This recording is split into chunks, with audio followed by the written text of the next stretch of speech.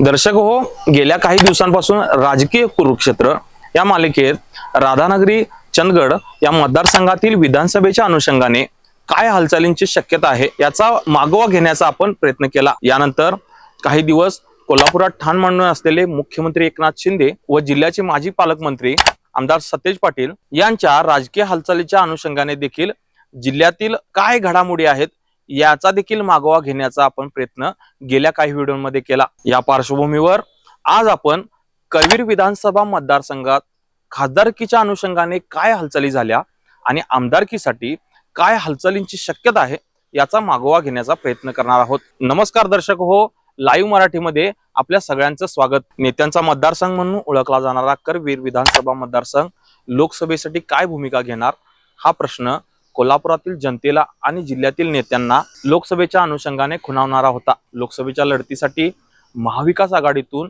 शाहू छत्रपतींवर शिक्कामोर्तब झालं आणि करवीरच्या वातावरणात वेगाने हालचाली सुरू झाल्या। याला कारण ठरलं ती शाहू छत्रपतींचे निकटवर्तीय म्हणून ओळख असणारे करवीरचे आमदार PN पाटील यांची निवडणुकीतील आग्रही भूमिका। गेल्या काही वर्षाचा मागोवा घेतल्यास सर्वच निवडणुकात आक्रमक भूमिका न घेता विरोधक वाढणार नाहीत याची पुरेपूर काळजी आमदार PN पाटील यांनी घेतली। मात्र ज्या निवडणुकीत ते बाह्याकडून उतरतात त्या निवडणुकीत ते निर्णायक क्षणापर्यंत मागे हटत नाहीत हे देखील तितकंच खरं आहे।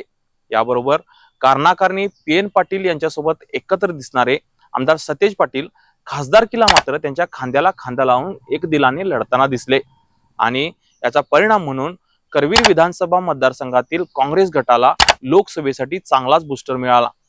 हे चित्र यापूर्वी दिसत नव्हतं ते या निमित्तानं दिसू लागलं। यातच करवीर विधानसभा मतदारसंघात येणाऱ्या गगनबावडा तालुक्यातील 44 गावांवर गगनबावडा साखरच्या निमित्ताने सतेज पाटील यांचा होल्ड आहे।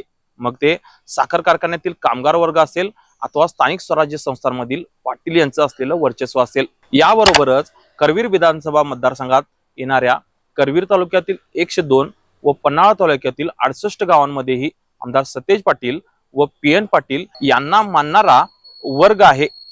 लोकसभेत याची मदत महाविकास आघाडीला होणार आहे हे निश्चित।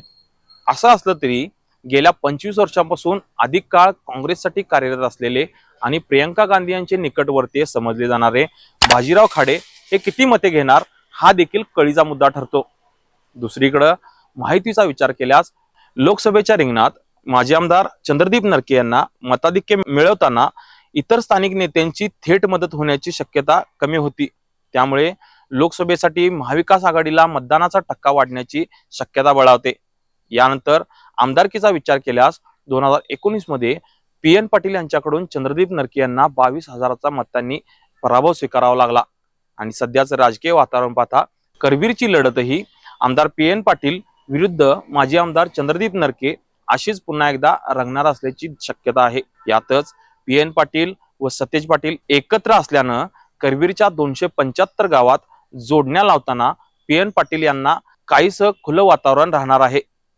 तर दुसऱ्या बाजूला करवीरच्या आमदारकीसाठी महायुतीतून प्रमुख दावेदार असलेले चंद्रदीप नरके यांच्या बलस्थानांचा विचार केल्यास ते कुंभी सहकारी साखर कारखान्याच्या निमित्ताने कार्यकर्त्यांवर होल्ड ठेवण्यात यशस्वी ठरले आहेत। मात्र सतेज पाटील यांच्या तुलनेत भक्कम साथ देणारी समीकरणं चंद्रदीप नरके यांच्या पाठीशी करवीरमध्ये सध्या उभी नसल्याचे चित्र आहे। त्यामुळे त्यांना या आमदारकीसाठी एकाकी झुंज द्यावी लागणार हे निश्चित। तसेच नरके यांनी महायुतीसोबत जाण्याचा घेतलेला निर्णय करवीरच्या मतदारांच्या पचनी पडणार आहे का हा देखील कळीचा मुद्दा ठरतो। मात्र गेल्या अनेक वर्षांपासून या मतदारसंघात असलेला दांडगा जनसंपर्क हा नरके यांची जमेची बाजू आहे।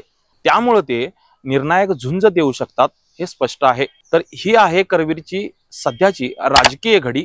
मात्र येत्या काळात नेत्यांची भूमिका काय असणार हे देखील तितकंच महत्त्वाचं ठरणार आहे आणि यावरून आमदारकीची लढाई कोण जिंकणार हे ठरणार आहे। आता आपण इथंच थांबूया, तोपर्यंत पाहत राहा लाईव्ह मराठी। धन्यवाद।